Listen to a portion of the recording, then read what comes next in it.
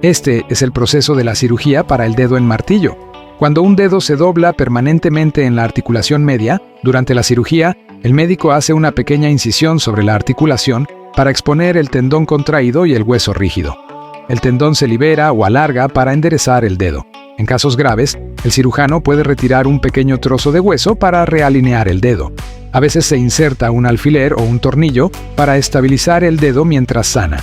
Después de la curación, el dedo recupera su función normal, aliviando el dolor intenso y permitiendo al paciente caminar cómodamente nuevamente.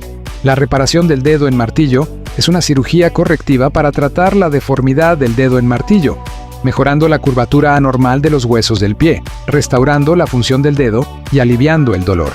Durante los primeros 3 meses después de la cirugía, se deben evitar los zapatos de tacón alto o de punta estrecha y optar por zapatos cómodos de suela plana